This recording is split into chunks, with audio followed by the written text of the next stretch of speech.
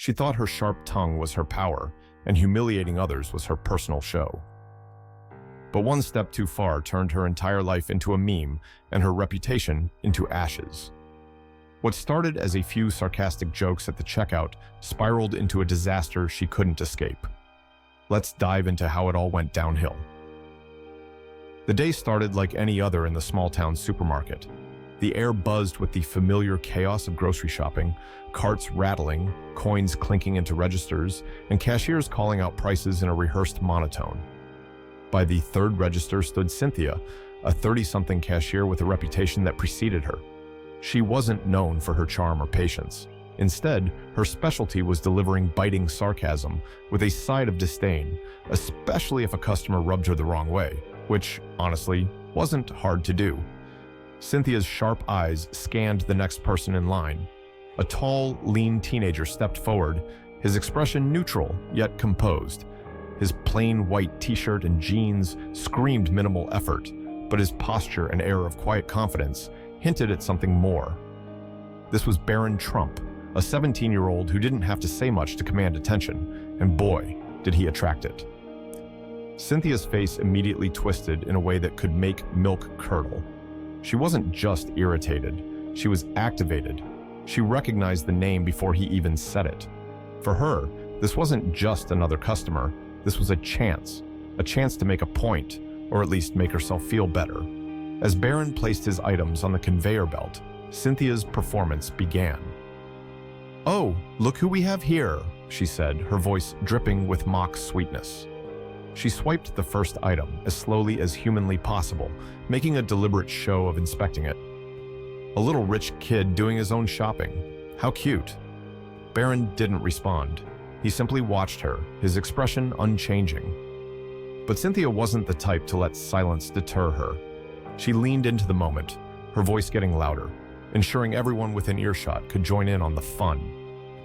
"Do you even know how to use that card? Or do you need to call your dad for instructions?" she quipped, holding up his credit card like it was a foreign artifact. The line of customers behind Barron began to shift uncomfortably. A few exchanged nervous glances, but no one dared intervene. After all, Cynthia had perfected the art of keeping her audience complicit. A chuckle here, a smirk there. It was enough to keep the energy going. Barron, however, remained calm. His piercing gaze locked onto hers, not with anger, but with something far more unsettling. Quiet control.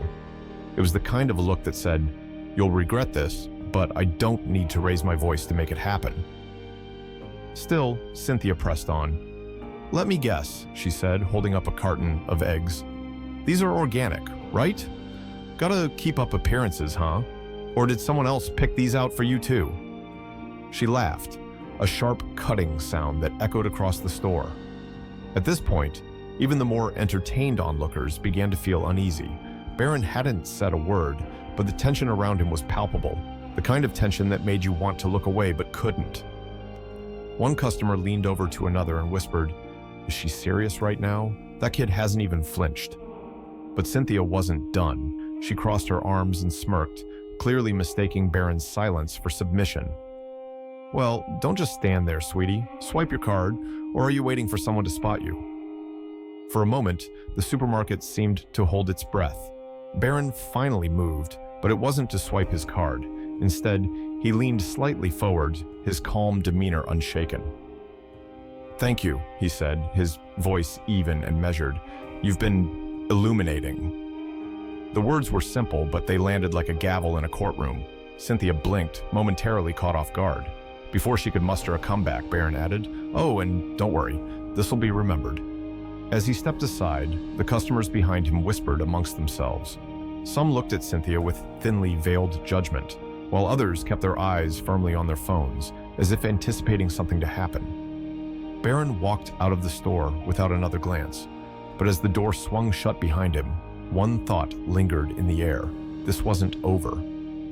As the line dwindled down to just a couple of customers, Cynthia's voice carried on like a badly tuned radio. She was enjoying herself far too much, milking every moment of her self-assigned superiority. "You know, maybe you should have brought a receipt from Daddy with proof of allowance," she said, practically cackling as she waved Barron's card in the air like it was a winning lottery ticket. But then Barron did something that caught everyone off guard. He smiled, not a cheerful, "I'm having a good day" kind of smile.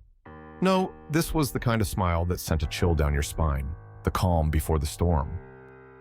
"Thanks for the show," he said quietly, his tone steady, "but you forgot to scan something." Cynthia froze mid-chuckle, her brow furrowing. "What? Your cart's empty, kid. Or are you saving your imaginary purchase for your next performance?" Barron pointed casually at her chest, where her name badge sat clipped to her uniform. "This," he said, his voice as smooth as glass. "This is going to matter to you, soon. Trust me." For a second, Cynthia's smirk faltered. The confidence in his voice wasn't just unnerving, it was infuriating. She let out a loud scoff, the kind that was more defensive than dismissive. "Whatever you say, Sherlock," she snapped, waving him off like he was a mosquito. But Barron didn't argue. He didn't raise his voice or retaliate with another quip. Instead, he walked away, calm and composed, like he had all the time in the world. The glass doors swung shut behind him, and for a moment, everything seemed to go back to normal, or so Cynthia thought. A murmur rippled through the line as customers began to shift uneasily. Cynthia, still basking in her perceived victory, didn't notice at first. But then she caught sight of something strange. Phones. Lots of them. People were pulling them out as if on cue, whispering to each other and smirking. "Did you see that?" one customer muttered to the person behind him. "He recorded the whole thing. She's toast." Cynthia's stomach did a small, uncomfortable flip. She glanced at the exit, then back at the line. "What's everyone looking at?" she barked, her usual bravado cracking ever so slightly. "Just the internet being the internet," someone shot back with a sly grin. By the time her shift ended, Cynthia was starting to feel the weight of something she couldn't quite name.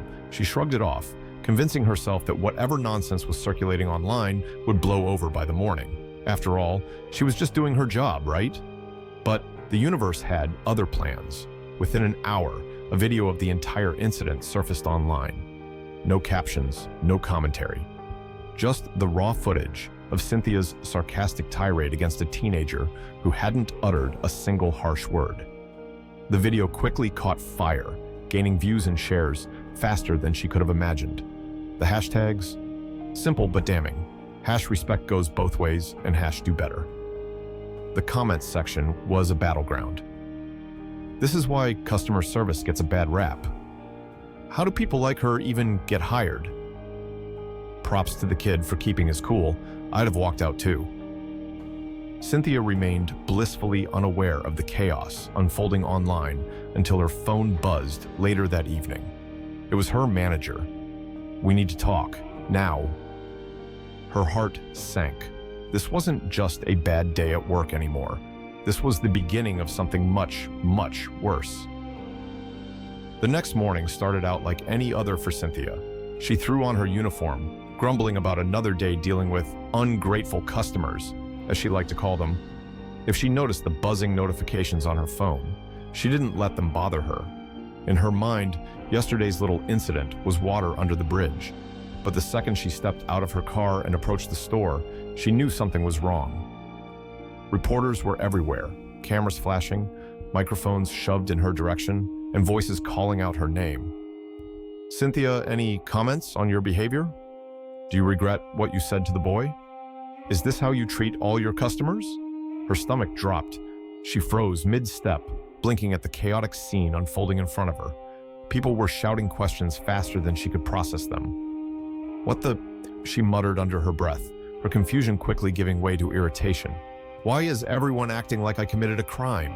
She pushed her way through the crowd, trying to ignore the barrage of cameras. As she entered the store, her coworkers stared at her like she was a circus attraction. Some whispered behind their hands while others avoided eye contact altogether. The air was thick with judgment. "Cynthia, the boss wants to see you," one of her coworkers finally said, not even bothering to hide their smirk. The office door was barely closed before her manager dropped the bombshell. "You're fired!" Cynthia blinked, her mouth opening and closing like a fish out of water. "Excuse me? Fired? For what?" Her manager sighed, sliding his phone across the desk. On the screen was the video, the one that had taken the internet by storm. It was her in full Technicolor mocking and belittling Barron with all the sass she could muster. The comments? Brutal. The shares? Through the roof. "Our brand is being dragged through the mud because of you," her manager said, his voice heavy with frustration. "We can't afford to keep you here. Clean out your locker and go." Cynthia's face turned beet red. "This is all because of that little kid," she snapped. "He set me up. He just wanted attention." But even as she said the words, she knew they sounded weak. The video didn't lie. Her behavior was plain as day, and no amount of excuses could erase it. Outside, the world was already moving on without her. Cynthia's face had become a meme overnight, her sarcastic comments immortalized in parody videos and hilarious edits. One particularly popular clip showed her words captioned over footage of a train wreck, subtle but effective. Meanwhile, Barron, he was the picture of calm.